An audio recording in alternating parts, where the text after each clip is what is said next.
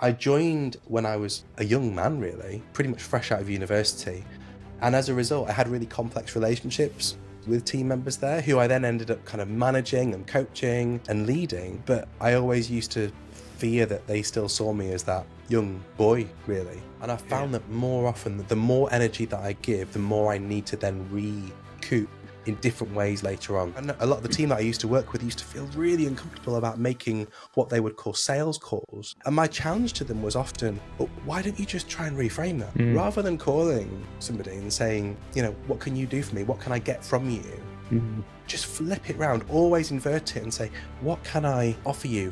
What more can I give that could possibly surprise you and delight you? And it doesn't become a sales call, it becomes relationship building. My guest for this episode is Mark Gilroy. Mark is a consultant, coach, and content creator with a background in psychology, tech, and leadership. He loves seeing people embrace their inner geek. His work is about helping people feel comfortable and confident with the things they're unsure of, whether it's exploring the latest advances in technology or upgrading their internal software and ways of thinking. I first met Mark back in 2014 when he was a director at a psychometric profiling organisation. I loved his energy and enthusiasm, and we've stayed in touch ever since, getting together to geek out on tech and human performance. I'm absolutely delighted to have him on the show to dig into his story and to hear his insights. If you enjoy what you hear, please leave a review, like, comment, and subscribe. It would mean the world to me and will help this podcast reach as many people as possible. You don't want to miss this. Enjoy. Mark, welcome to the show. My first question for you. In life, what is the most important thing that you've ever had to pitch for? This is a great question. I had a really good think about this ahead of us talking, Dom, and I was drawn to two things. One of them was, and they're both quite practical, rather than the emotional asking my wife to marry me, that kind of pitch, which is a big pitch. And actually, I've settled on the one that kind of kick-started my career, which was kind of pitching myself to a bunch of people I'd never met before about something I had no idea about. So I moved from Sheffield in the UK to York in or around 2000s, without giving away my age. And I studied here in York. I studied psychology, and I wasn't really sure what I wanted to do. So I ended up kind of specializing in occupational psychology and sort of understanding of behavior at work and team dynamics, that kind of thing. And I came across this company that was based in York at the time and thought, oh, this is kind of cool. Gets away from the sort of strokey beard theoretical stuff and more about applied thinking and stuff that can really help people.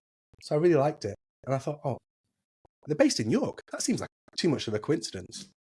And I gave them an email. At the time, I remember very vividly. Completely cold. No completely connection. Cold. Yeah. From an email address that was markymarkgilroy@hotmail.com. Hey, love it. In terms of things you might change in history, I probably would have changed that email address. Not probably the most professional approach, but I just sort of, it was a professional approach. And I did say, listen, I've been studying your company and I was amazed to find out that you're based in York. Can I come and work for you, please? You seem really interesting. I'd love to learn more about your industry. And to my surprise, they came straight back and said, oh, great. Come for a meeting with us. And before I knew it, I was there having an interview that was kind of in the guise of a discussion. But they agreed to let me come and work for them. And they paid me, which was, again, beyond my thinking of where this could go. And I ended up staying there for like 20 years. And for about 10 of those years, I was running the business. So it was this really weird kind of pitch where I'd never done anything like this before. I'd certainly never had a proper interview before. I mean, I'd had kind of Saturday jobs and university jobs, but nothing professional in an office or, where you actually had to work with people who were doing, accounting and sales and that sort of thing. But I'd somehow managed to pitch myself and convince them that I was worth having as part of their team. So I think it was probably the most important pitch I ever made. Do you remember in that, in that moment? I think there are times sometimes when we kind of draft that email, or we think about that conversation, and we're like, oh, should I, shouldn't I? Was there ever any hesitation before you press send, or was it just something that felt like it was natural and aligned? So there wasn't, and I've thought about this a lot since then. The thing that's really surprised me in the time that I'd worked for that company, and of course I've since worked with other businesses, was in the time that I was with the business, nobody before or since or during had tried anything like that before. and it kind of really blew my mind that why wouldn't you just be, because I think there's an element of cheekiness to it. Mm-hmm. That's where it was coming from me. Like I'm always of the opinion that if you don't ask, you don't get. Yeah. And even if you do ask, the worst that can happen is someone says no. And I understand that can be bruising for someone's ego and identity. But in the grand scheme of things, of worse things happening, I'm okay with that. Yeah.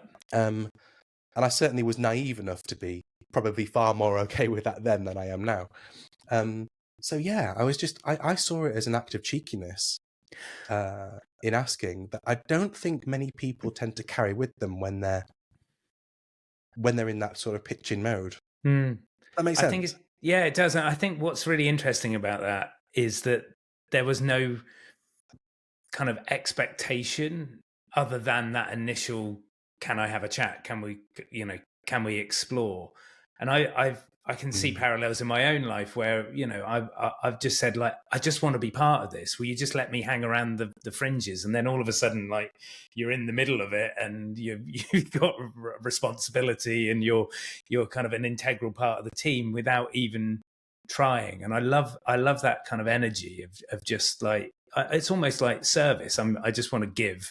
Oh, wow, you pay me for it? Fantastic. Well, but I would imagine, knowing you, that you didn't just deliver the minimum, you consistently over-delivered, which then makes people, want and need you more. Yeah, that's so interesting you mentioned that, because I think I've got a long history of kind of service. Even before I worked there, I'd worked in the service industry for a long time, so it had become a really big part of who I was. And even now, I'm obsessive about it. Like this sounds like I'm making it up, but I wake up in the night sometimes and I think about different ways that I can create a better experience and service. Yeah. I always think that if you can delight somebody with a service, they'll tell so many people about what you do. But it doesn't really need to be done for that purpose. Just do it because it feels great. Yeah.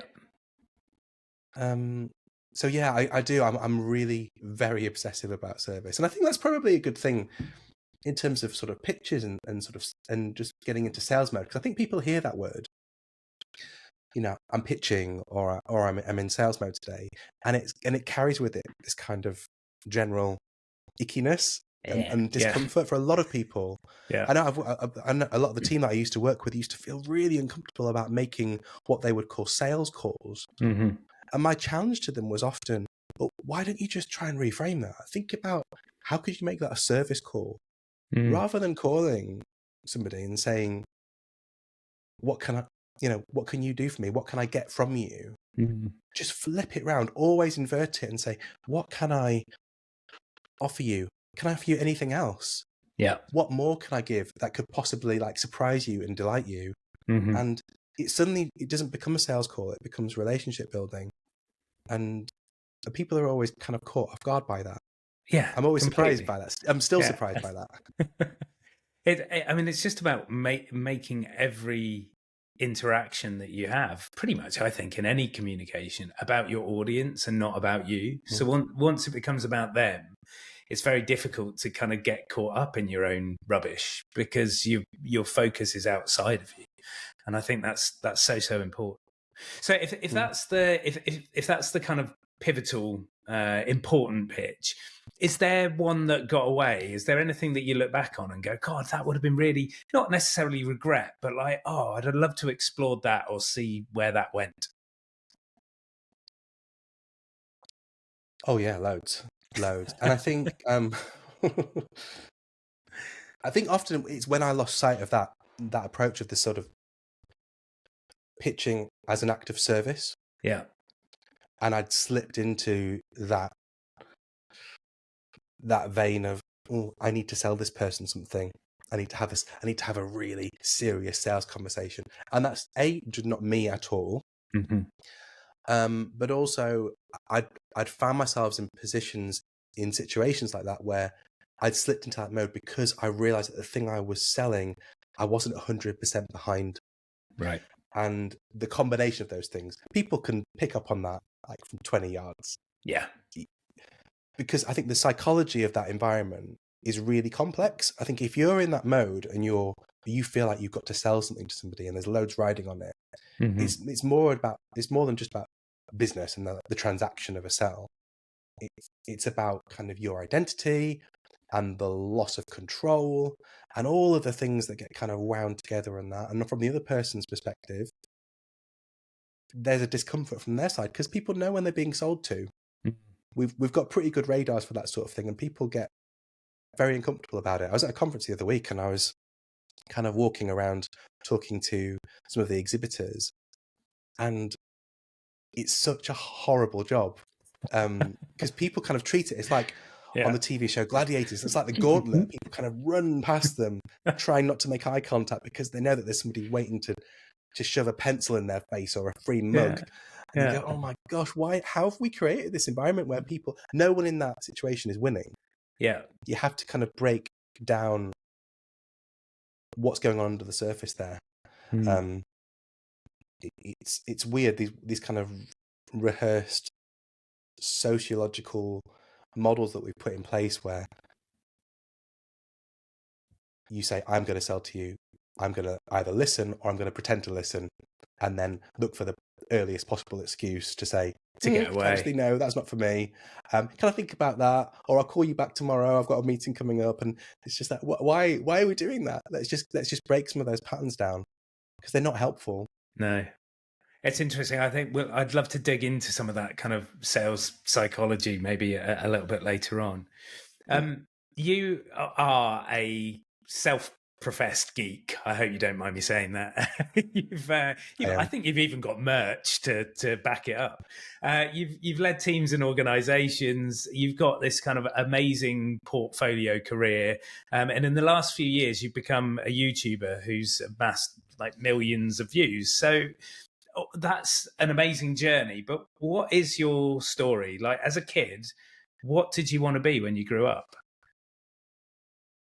Oh, I wanted to be a superhero when I grew up. Did you? I was obsessed. Yeah. It's probably in the same line as geeks. So I was obsessive about kind of comic books and superheroes. I would read them day and night. Once I got access to kind of comic books and stories like that, I used to yeah, I've still got an enormous comic book collection. I love the kind of the archetypes of heroes, anti-heroes, villains, and this kind of sagas that all of these things create. Now you might not want to reveal this, but was there a particular one that you kind of had your eye on? I really like Batman. I'm a big Batman fan. Partly, well, for all kinds of reasons. I like I wouldn't have called it this then, but I like the psychology of the character. But actually, in a lot of settings, I think Batman would be the villain because he's quite clearly a psychopath. When you look at it objectively, this guy's a psychopath, and also this is somebody who doesn't have any superpowers, but yet kind of competes with people that do. And is seen as a peer. I just thought that was always that was really intriguing as an idea. So yeah, I'm a big Batman fan. There's a great book called Batman and Psychology where a clinical psychologist breaks down all of the nuances of that character. Highly recommended read if you're into that sort of thing. But yeah, I always wanted to be something like that. Something kind of, and there's an element of performance about that, I guess, which did follow through into some of the things that I ended up exploring. So for a while I worked as a musician, and there was a sort of I used to play piano. I used to do kind of singing in bands and and that type of thing I really enjoyed. And I probably discovered that there was an element of performance that you can bring to your to a corporate career that allows you to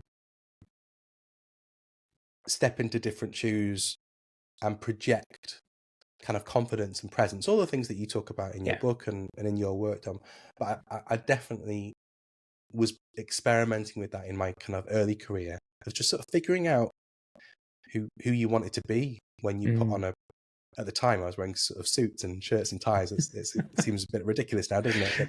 But I think there's a performative aspect that runs through a lot of those different strands that you just talked about that I quite like. It's quite nice pretending to be somebody else, but also it grants you the ability to do all kinds of things, whether it's be completely ignorant or whether it's to position yourself as somebody who can maybe prod and poke and be a bit challenging and interrogating, even if that's not the sort of person that you are, or if it's the sort of person that turns up in a room full of kind of archetypal boardroom lions and speak to them on their level, even if inside you're thinking, crikey, this is really serious and scary and I don't like this at all. So where did the psychology piece come in? Like, because you studied that at university, so where did that curiosity come? It's relatively niche, you know. People go, oh, I'm going to do business, or I'm going to do biology, or, you know, psychology's not one of the top 10, I would imagine. Yeah, back then it really wasn't. It's really popular now, even among kind of A-level. I think it's one of the most popular A-level courses that are taken. Interesting. But certainly back then, back in the day, in my youth, it was quite new. And I remember going in and talking about to the school careers person about it, and there really wasn't even that much information about how you would go about it. The thing that led me to it, you might struggle to believe this, but genuinely, the thing that led me to it was Derren Brown. Really? I became completely obsessed with Derren Brown when he was just starting out. Yeah. In the kind of late 90s. And he always used to start his shows by saying, this is a fusion of psychology, misdirection, and showmanship. That's like, it always stayed with me. I thought, oh, right, okay. Misdirection and showmanship, I'm not so sure I can handle, but psychology, that feels like something I could learn. I didn't want to become Derren Brown, but obviously there is that performance aspect of like, oh, maybe this might be some cool stuff to learn. And if I'm going to go away and learn something, it might as well be something that I'm interested in. So yeah, it was Derren Brown who kind of pointed me in that direction. As it turned out, when I got into studying psychology, there was nothing to do with that at all on the course that I learned. It was all about statistics and analysis of variance and loads of maths and biology, weirdly. Right. Not a lot about the kind of socio-linguistics or psychodynamics or team behavior, the stuff that I went on to really dive deep into in my career. Yeah. There wasn't loads of that on my course. But it was fine because it gave me a decent enough grounding and a certain sense of analysing evidence and objectivity, and also a bit of cynicism. I'm quite a cynical person by nature, and it appealed to my sense of cynicism, of being able to sort of dismantle theories and thinking about challenging certain models. I quite like that. So yeah, it was something that really helped me along that journey, I think. Sorry to interrupt, but before we continue with the episode, I've got a favour to ask. I'm on a mission to get this podcast in the hands of as many people as possible. So if you found what you've heard so far valuable, please, please, please like, comment, rate and subscribe. These things make a huge difference to our reach. And if you're open to it, if you happen to know just one person, someone who, just like you, would benefit from listening to these conversations, then please share the podcast with them. Let's get on with it. Was there an element of kind of self-reflection during that course? Like, did you have to get to know yourself a little bit? Well, you know, there's a kind of natural coming of age of being, you know, a university student leaving home. But was there any practical applied stuff where you had to kind of try and understand your own psychology more? Or has that kind of come later? Weirdly, no. And I think that's the thing that I was most surprised by. It's because it was a science degree. It was really objective. There wasn't much inward-looking, subjective stuff, which was a shame because I would have really appreciated that. Particularly in the grounds of things like kind of personality and values and culture and the things that I went on to look at later on. But no, but it did give me a real strong sense of wanting to hold stuff up to the light and say, well, what do we think about this? Can we look at that from a different angle? Do I buy that? If not, can I test that out? So I've often had that sense of wanting to test things out, push boundaries. That's been something I've done since I was quite young, actually. So it appealed to me that just feeding that energy of wanting to try things out. And again, it's probably linked to the initial email that I sent to that employer many years ago. I'm a bit of a tinkerer. So if there is a button that says don't press this, I will press it, and I'll probably press it more than once, because I can't not know what it does. Because again, back to that first scenario, the worst case scenario, it's unlikely to end in world annihilation. Catastrophe, so might as well find out. That's really, I love that kind of curiosity. So how did you take that curiosity into, that first 20 years of your career? Because you grew up through the ranks in that organization, if you like. And I've seen that with several leaders who have stayed in one place for a long time, but have, massively developed themselves and then in turn develop their team. I mean, there's no way that when you joined at the age of 21, 22, that you thought I'll be the MD, I'll be a partner in the business by the time I leave. So what was that journey like? Yeah. As you were talking about that, I kind of had this image of, those little ink droppers dropping into a kind of a glass of clear water. I think regardless of what age you are when you join a team or a business, you're kind of that little drop of ink. And if the water kind of is like a culture, regardless of how long you're there, you have a permanent and irrevocable impact on the way things are. You can't wash it out. You can carry on diluting it, but both of those things are changed once they interact with each other. So I think I brought with me a certain energy and curiosity and lots of drive in those early days. But I was also becoming part of the system. And the longer I was there, I think paradoxically, the more difficult it became to change that system, because I was part of it. I was at that point, I'd become part of that water, and other people had, it had shifted. There's that famous quote, isn't there, about you can't put your foot in the same river twice because you're not the same person and it's not the same river. Same river, yeah. And I do think that's true when it comes to joining teams and joining organizations, that if you step out and you step back in again, it's never the same, and you're never the same.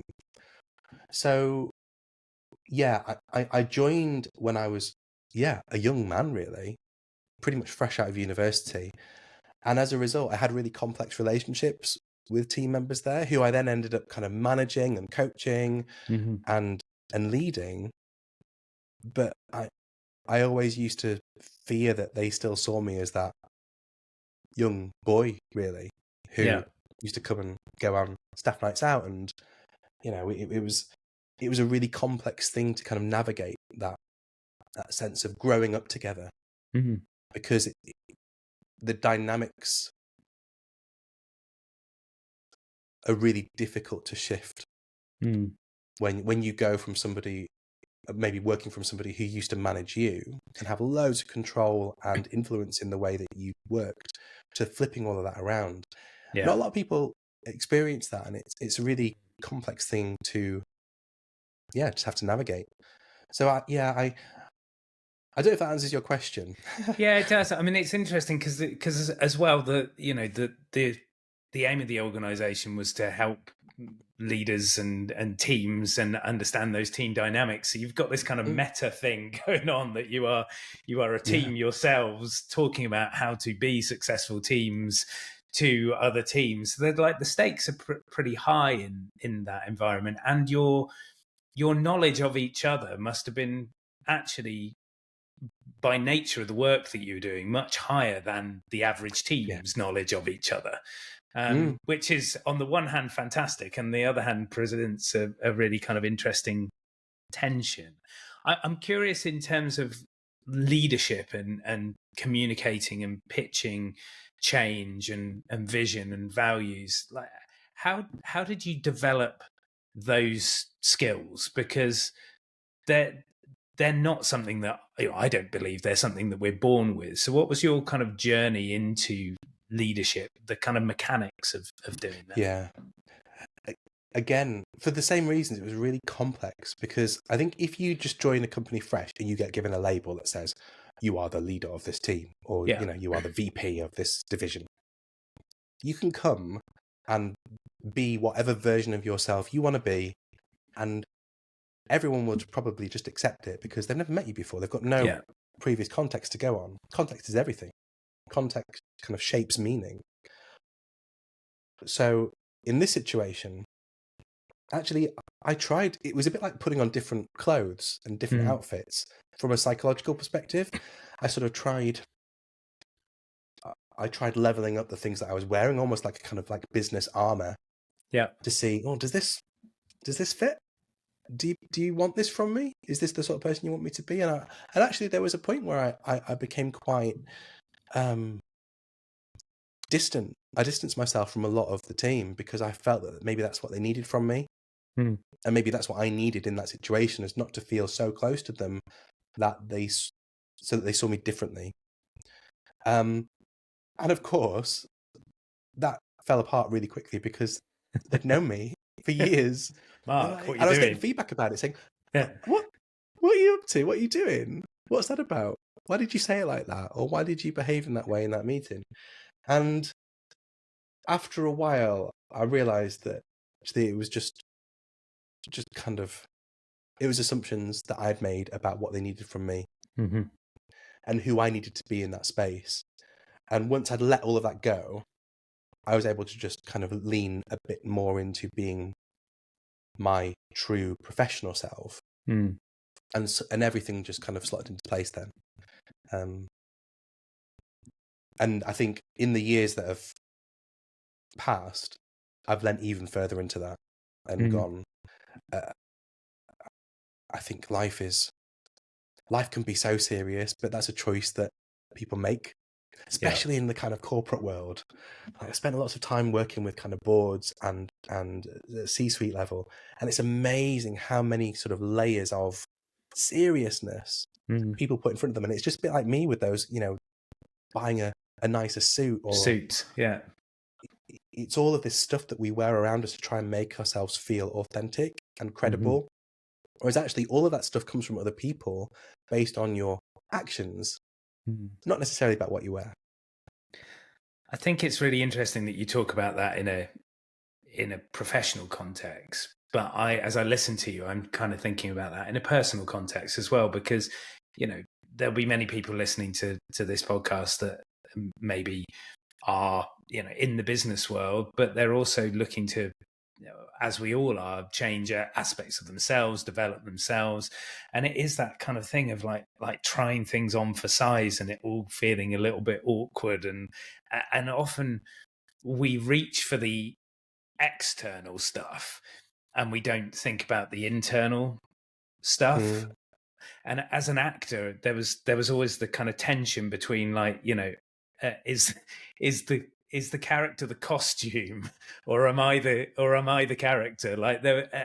I went to a drama school where it was very much like it was inside out. You should create the character from within, and then you can wear a bin bag and it doesn't really matter whether you're the king or the pauper, because you will walk into that room with that status. Whereas I think in life sometimes we do reach for the externals first as that kind of armor or sticking plaster, rather than kind of getting comfortable with who we want to be.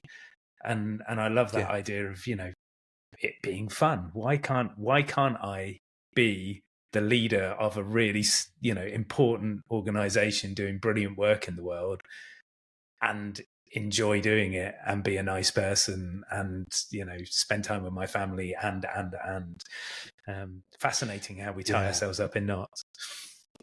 And there is also a kind of just to kind of counter that. Yeah. There is a really weird phenomenon called enclothed cognition. Okay. Whereby there have been repeated studies, I'll send you some if you want to pop them in the show notes, that demonstrate that people's thinking changes depending on what they are wearing. Yeah. So the classic experiment would be a group of people were given a white kind of lab coat to wear. Yeah. And told that it was a doctor's coat. And they subsequently performed better in tests of like verbal reasoning, numerical reasoning, compared to people who weren't wearing it. And I think, okay, what's going on there? Because there must be a sense of knowing that that's why that experiment's about. And that it doesn't work if they were told that it's a painter's coat, when it clearly it could be.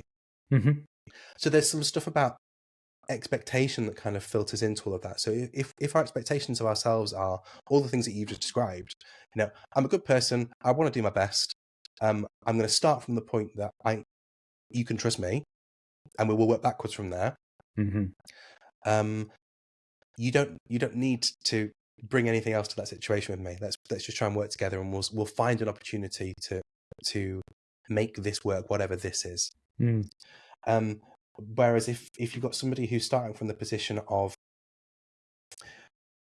I don't think I belong here, I don't think I fit, I feel like I might get caught out, I don't feel authentic, I don't feel credible, actually something like that, the enclosed cognition, might work better for them, because 100%. they are able to abstract themselves and all of those feelings from what they are actually there to do.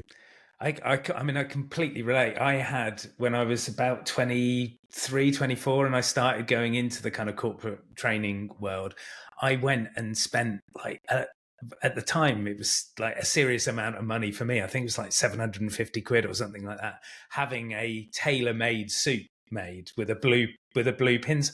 I mean, what? Like, I wouldn't be seen dead in it now, but I used to go into every corporate environment with this thing on, and it was like immediate. I felt the part, and I was able to, you know, be more impactful in the boardroom just because I was wearing this suit, and it had I remember it had a kind of lime green in that like silk flash inside. Very nice.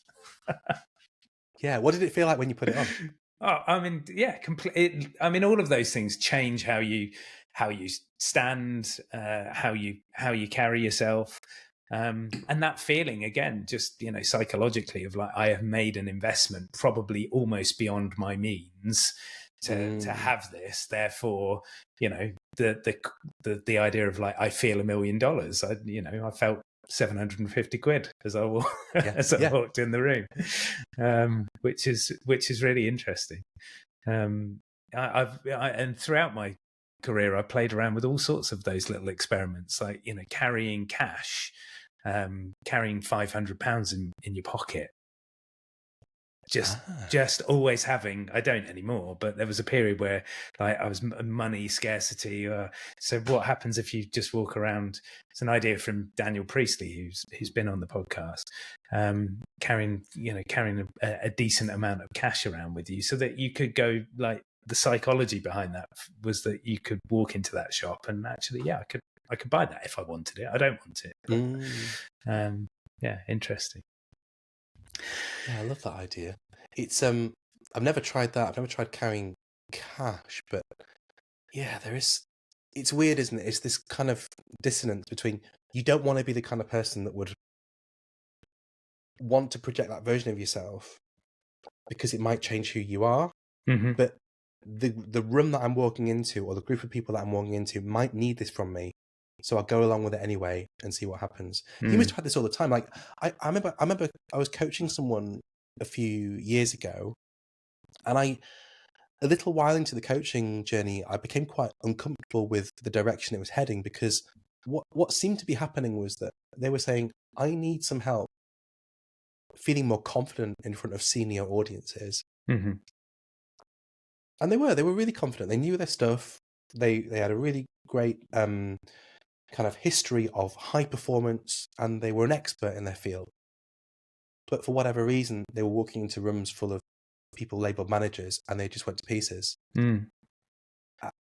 And I felt that what they were telling me they needed was, they wanted to change who they were from someone who was actually really like gentle, kind of conscientious, really reflective, introspective individual, and they wanted to become this, what they would label confident, but actually it wasn't about confidence. It was about a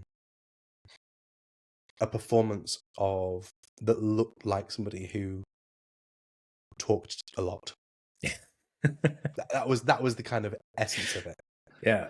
And I was like, why do you want to change that, the other parts of who you are, in order to become that other person? It's really difficult. It's a really difficult thing of do I want to continue with this, because I don't know if I really agree with what they want to do in this situation. Yeah. You must have had this all the time, given the work that you do. Yeah, I mean, like presence, executive presence. What does that? Does that involve changing the person you are?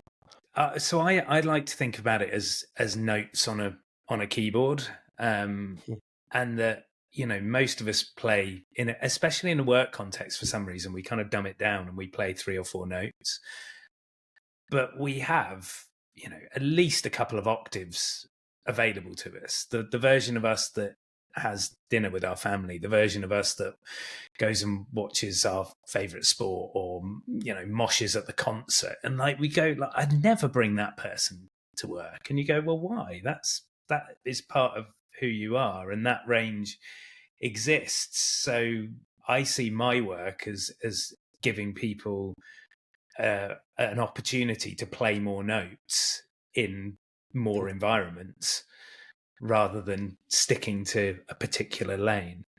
And so, yeah, I'd be really concerned if someone wanted to change and be different. I'd be looking at who, you know, where do you have that in other parts of your life, and how can you bring it into this particular situation that you find challenging?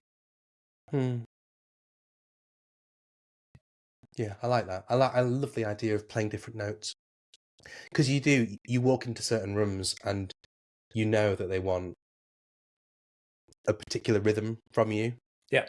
And you have to try and match it. I think that's part of the kind of the nuance of it, isn't it? It's coaching people into trying matching the rhythm and the energy of what's in the room, rather than changing who you are. Yeah. It's just a temporary rhythm shift. And then the kind of skill and the nuance, I think, comes from kind of meeting your audience where they are, and then moving them to where you want them to be. So you can, you know, you can do your little bit of jazz impro, and then suddenly we're going to move off to a bit of classical. It's an interesting segue maybe in the middle, but yeah, it's a skill, but it's definitely something that with practice, I think you can learn. Yeah, we're talking here a lot about this idea of presence and kind of engaging with an audience. Where do you put yourself on the introversion extroversion scale? Are you more extroverted, introverted, somewhere in between? I think people would be really surprised, even people who know me would be really surprised to know that I've definitely veered far more towards introversion. Probably in the last 6 or 7 years, definitely pre-pandemic, I was on that trajectory. I think I'm proficient in behaving like an extrovert when I need to. I know I need to call on something if I'm needed to be extrovert. But even in my kind of group of friends, I would not be. I'm sure they would not describe me as extroverted. And I don't know what that shift has been, but I definitely was more extroverted when I was just sort of, in those university days, and then maybe in those sort of early teenagers. I probably would be seen more that way then, but with age, I've definitely drifted more. I've learned to become more comfortable with my own company, certainly with my own thoughts, and just more than that, I think I crave it more. So working from home is something, and working in sort of solitary. So I've got an office now in the city that I use sometimes with my colleagues, sometimes not. I'm okay with both of those things, but I find that when I've had prolonged periods of extroversion requirements from others, and for me that's probably like a day. Yeah. So I was working with a team all day, most of yesterday, and that was enough for me. I had a really lie down in the dark room. I did, yeah. I needed to recharge big time after that. Yeah. And that wasn't always the case. I used to get loads of energy from those situations, but I think it's like an exchange. I think I listened to your conversation with David Hyatt the other day, and he talked about pitching as like that. It's like an exchange of energy. And I found that more often, the more energy that I give, the more I need to then recoup in different ways later on. So for me, that might be going for a run, or it might be like literally sitting down in a dark room and listening to a podcast for a little bit. But it needs to be something that is very much about taking myself off into my cave and staying there for a little while. I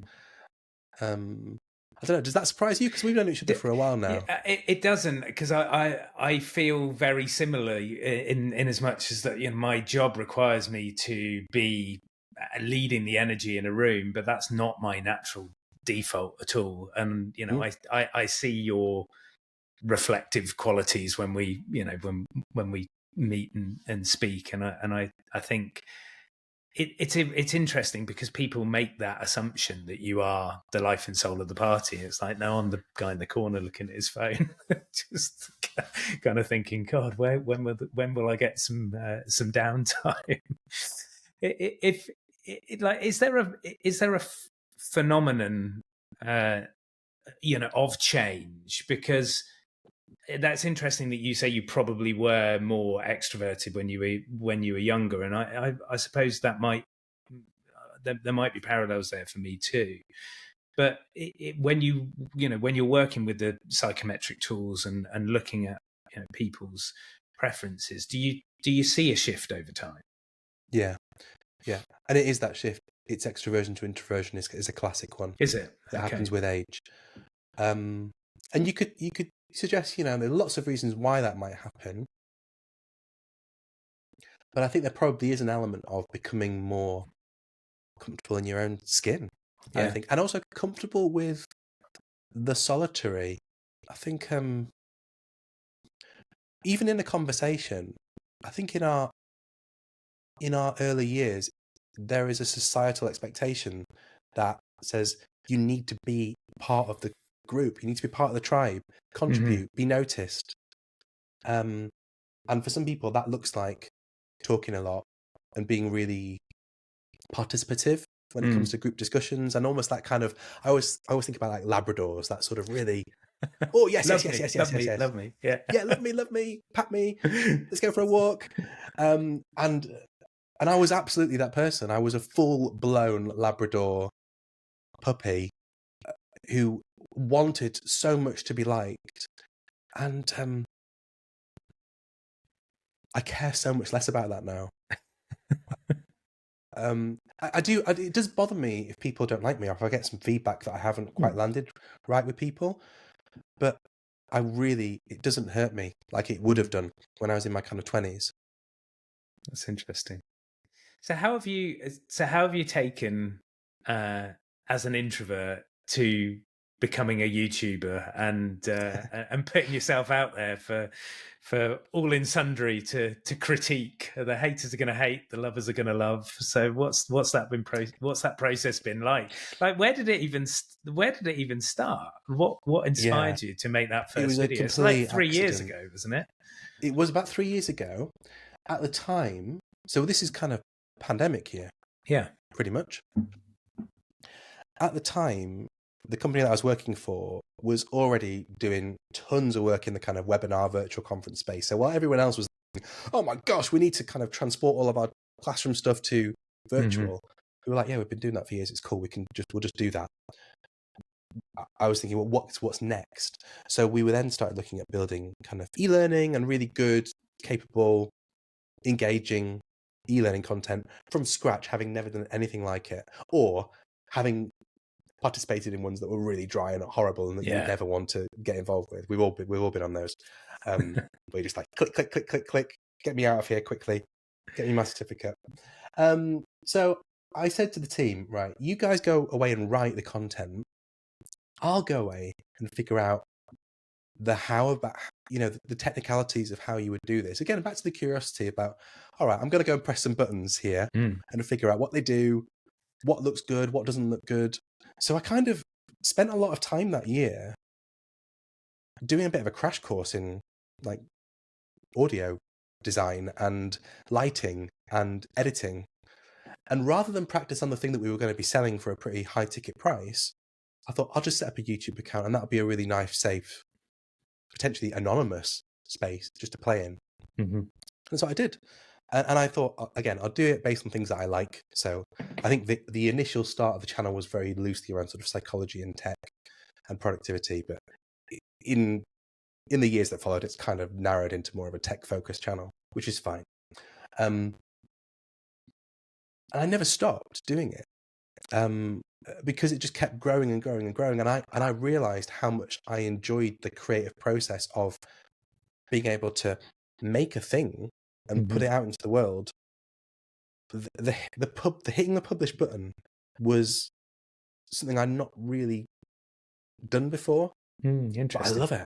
It's really addictive, that sort of, I made this thing and I've really kind of thought about it and slaved over it and I'm going to put it out into the world.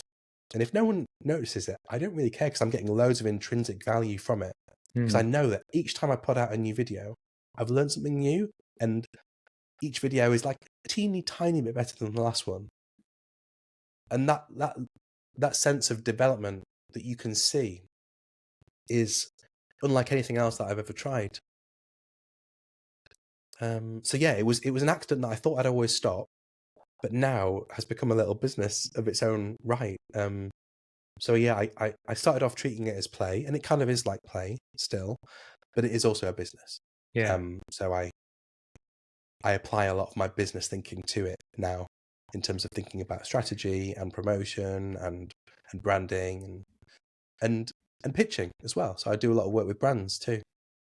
And so how have you kept the fun? Like you said, like initially it was just because this interests me and these things are, and how because I know a lot of people that have gone, I love this thing, I'll start a business in it, and then they get 2 or 3 years in and they're like, I hate this thing, I've created a monster.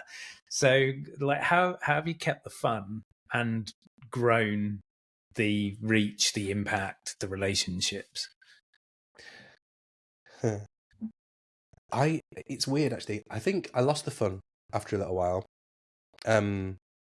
because like a lot of people in that creative industry, you're right. It is a monster. It needs feeding all the time, and a lot of channels just burn out and they stop. Like I think a year is the classic one. People try it for a year and go, "Oh my gosh, this is really hard work." It's not just about sitting in front of a camera for a few minutes every week. There's so much that goes into it. And once people realize that, they realize this isn't for play. This is, if you want to treat it seriously, you have to approach it like a business. And that then resulted in a bit of a loss of fun, I suppose. I think when I had that realization, but I've discovered that you can reclaim that fun by, again, it's about letting go of stuff. So there was a lot of assumptions that, well, if you look at any other tech channel, for example, on YouTube, they're really serious. They're really serious things. People get really kind of, I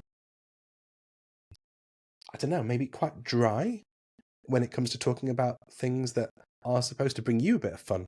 So I thought, well, that's not really me. And I'd also been sort of leaning into that for a little while. And I thought, oh, I'm just going to have a bit of fun with this. So I started adding lots more humor and, I guess, what would it be called? Pathos into it. And the more I did that, the more I started to get feedback that, oh, this is really, I watched all of this and I wasn't even interested in the product, but I just watched it because it made me laugh and it gave me an emotional reaction. Yeah. So I was like, oh, right. Okay. This is interesting. So if I can give people an emotional reaction on a video, whether it's like, a lot of it's nostalgia. So a lot of my audience are at a similar age to me. So I can call back to some like 80s cartoons or 90s references and people go, oh my gosh, I remember that. An emotional reaction like that is really important. And that it means often they will often just stick around for the whole journey. Yeah. So that's one of the things that I've really found that's brought me a lot of fun into that space of, it's the reason I carry on doing it, is because I realize that I have total control over how much of that I inject and how much I don't. Yeah.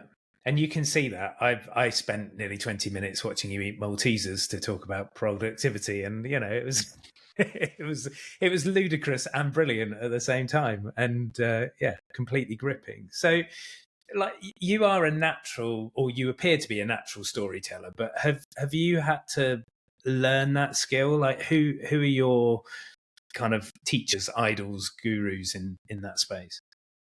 Yeah, I have had to learn that skill. I'm definitely not a natural. My wife is always telling me that I tell really boring stories. So I do. So I do work on lots of different frameworks and systems. And I went on a great course run by a guy called Ed, who runs a YouTube channel called Creator Booth. And on that, he covers a lot of different ways of lots of different devices for storytelling, whether it's about making people feel safe or giving an emotional reaction or projecting the sense of being an expert by involving them in the story. And the cool thing about that is, yes, it works for YouTube, but it works everywhere else as well. So actually being able to tell a story via a LinkedIn post or a blog post or a newsletter article. Or more recently, I was speaking at a conference and I thought, rather than approaching it more traditionally as a kind of, here are things that I'm going to tell you 3 things you need to know about this. I'm going to tell you then, and I'm going to remind you what I've told you, which was kind of my history of how you speak to an audience. I thought, I'm just going to tell them a story here, and started off by talking about my son. I'd seen you do this actually at a previous conference many years ago, and I remember that vividly. Your sessions you had people eating out the palm of your hands because you'd engage with them on an emotional level right from the start. And I think there is something about that, about again that transfer of energy. You could do it through a screen, absolutely, but you need to give way more through a screen than you probably would if you were in person with them. So that's another thing that I probably learned about storytelling, is that it needs to be not bombastic, but if your normal everyday interaction like we're talking now is like a 5, you probably need to make it like an 8. Yeah, to really convey that story passionately over a video. Absolutely. I'm so glad you said that, because that's exactly what I say in the book. It's level 8 energy. And it's 8 out of 10. Why? Because most people are really bad at calibrating, so they think they're a 7 and they're really coming across as a 5.5. But it was actually my first acting job with Bill Nighy in a show called The Lost Prince, where I just watched him in front of the camera. I'm like, what is he doing? Like, what? And he just seemed to sort of switch his focus. I mean, it was a really serious period drama. It wasn't like Jazz Hands, but that level of focus increased. And I asked him about it afterwards, and he said that the camera sucks the energy out of your performance. You've got to it's not about being kind of in your face or bigger necessarily, but you've got to understand that you have to compensate for that. I think it's why so many Teams meetings are so boring. people sit there and give their I'm comfortable at home, I'm going to give my my level 5, and then it comes across on camera as a level 3, and everyone wants to jump off as quickly as they can. That is so true. And I guess also with the Teams thing, which is totally different to almost any other situation where you're presenting is you see yourself, and that is something so alien about that. That also sucks your energy because you've got this extra channel of stimulation that's coming into you that you've got to try and filter and process and make sense of. Go, what's my lighting like? Am I looking all right? Am I looking interested enough? My biggest advice to people when I'm doing work around that is, as soon as you know that you are actually on camera and people can see you, flip that feed off as soon as you can and watch what happens. Because you'll end up speaking to people as if you're there with them far more naturally than you were if you've got a video feed on. Yeah, absolutely. You just take off one of those channels of stimulation, and it has a massive effect on the amount of energy you can give back.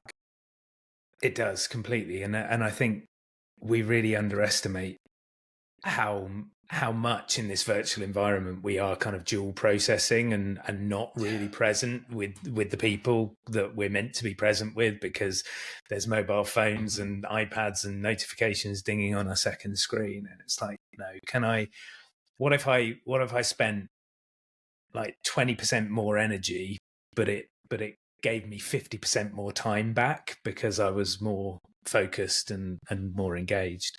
I think that's a really important kind of thing for people to consider. One of your themes is productivity, and you are juggling multiple things. You've got lots of fingers in lots of pies.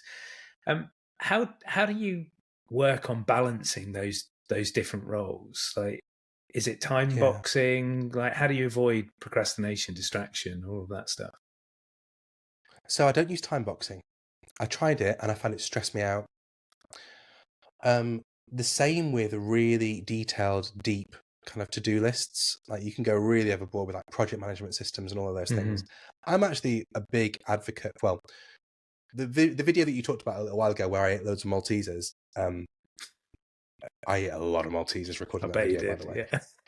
And was about being lazy, approaching it rather than saying do more with less, thinking about it as in terms of how can I do less by giving less energy so I've got more available if someone needs me for something. So there's that as a principle. My absolute mantra, which one of my ex-colleagues gave to me years ago, and I think it was probably one of the greatest gifts they could have ever shared with me, is a challenge which I try and set myself every day, certainly every week, where I ask myself, who gets the best version of you today? And you can be reflective about that at the end of the day if you're into journaling. I sometimes do that. So something where it's like, who got the best version of me today? If I'd done like 4 coaching calls, honestly, that fourth person probably didn't get the best coaching version of me at all, because I would have been fatigued and tired and thinking about dinner and picking the kids up. So I need to think about that next time I have a day like that's coming up, so I can balance my energy a bit more. Or you can look at it more strategically. So on a Sunday, I might look at my week ahead and go, right, who do I want to get the best energy or the best version of me? Let me say that again. So I can think about that more strategically from the perspective of, on a Sunday night, I might look at my week ahead and go, well, who do I want to give my best self to each day? It might be my family and kids. It should be. And so if I need to do that, then I need to take steps to make sure that I've constructed the rest of my day in a way that makes that happen. If it's about being there for a client or recording a video or having a board meeting, then I need to be, I can't be everywhere at all times, and I can't give that myself every single part of every single day. It's just not possible. It's not fair. So I think the only way to be really productive is to be incredibly intentional with your time and energy and your focus, and plan that way from the start. And that might sound like a really privileged thing to say, because you might well go, oh, well, of course you can. You've got complete control over your time, and you've not got people filling up your calendar full of meetings, and your manager wants a one-to-one. Well, they do. People fill up my calendar all the time. I have an open calendar. When you work for yourself, you never really work for yourself. You're always working for somebody. Yeah. So it's about having those boundaries with yourself and with others, and saying, okay, who gets the best version of you today? Interesting. I've got loads more questions that I want to ask, but I'm really conscious of time. So let's go to the final question for today's podcast, and maybe we get you back for a second round. Love to.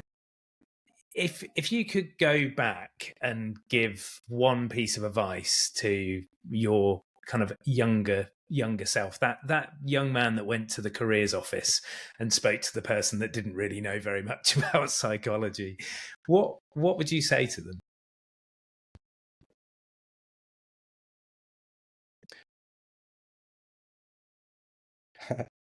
I'd probably say don't listen to other people's advice so much. And I'm not saying that to push back too much on the question, Tom, but I think you know yourself far better than you think you do. Mm-hmm. I think back then, you always have a gut feeling and intuition about things.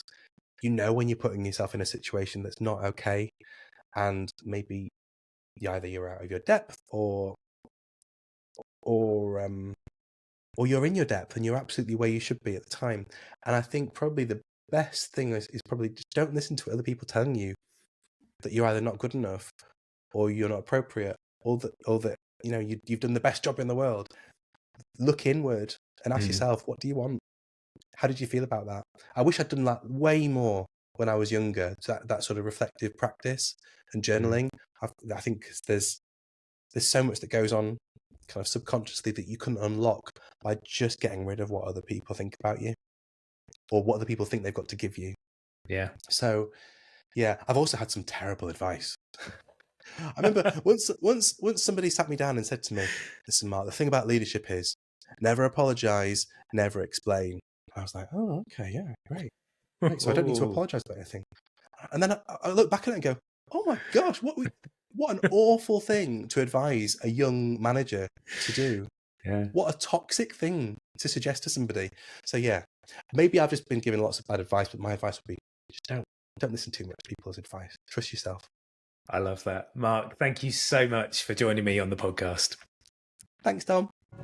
Thanks for listening to the Why Life's a Pitch podcast. If you'd like to improve the way you pitch and communicate, I'm giving away a special gift to all my listeners. We've developed the Pitching with Impact scorecard to help you benchmark your pitch performance in 6 key areas. It will take you less than 5 minutes to complete, and you'll receive a detailed, personalised report packed full of insights and ideas to help you improve and grow.